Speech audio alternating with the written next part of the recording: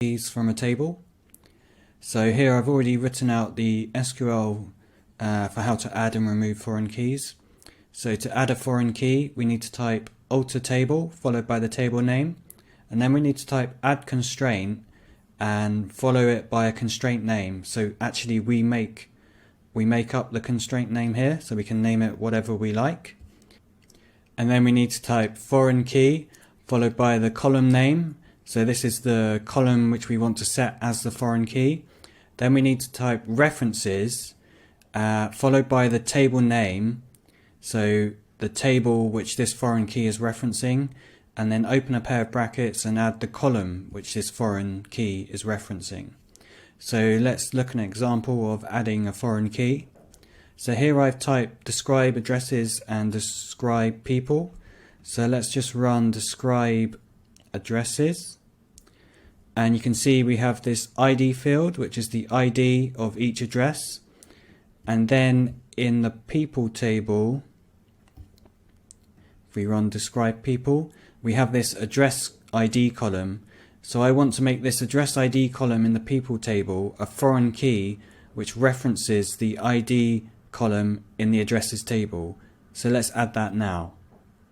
So we need to come in here and we need to go on a new line, and we can type alter table people, because we're altering the people table, not the addresses table.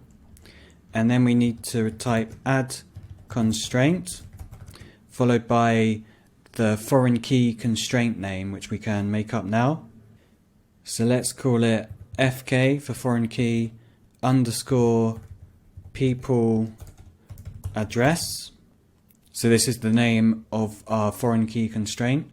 And then on the next line we can type foreign key, open a pair of brackets, and add the column which we're making a foreign key. So in this case it's address ID.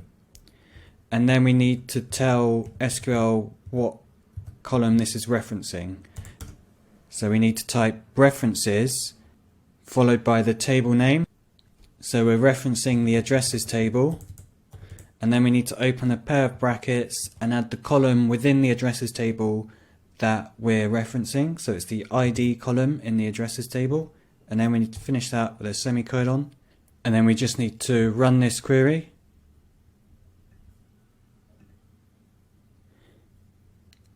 And then we can run describe people and drag this up. So you can see now under key we have mul, whereas before it was blank for the address ID. So we've added our foreign key constraint to the address ID column in the people table. One thing you have to be careful of when you're adding foreign keys is the column that you're referencing here has to be a primary key. So if you removed this primary key for the ID column in the addresses table in the previous video, then you need to add that back before you run this statement, otherwise you'll get an error. So whenever you're referencing a column for a foreign key, it must be a primary key. So now let's look at how we can remove foreign keys from a table. So you can see here I've already written out the SQL. So we need to type alter table followed by the table name, and then type drop foreign key, and then just add the constraint name. So it's the same as the constraint name that you defined when you added the foreign key. So let's remove this foreign key which we just set up for the address ID. So on the next line let's type alter table followed by the table name, so it's people in this case, and then we can type drop foreign key followed by the constraint name. So the constraint name we set up was FK underscore people address, make sure you spell it correctly, and then we can just run that query to remove our foreign key. Okay, so that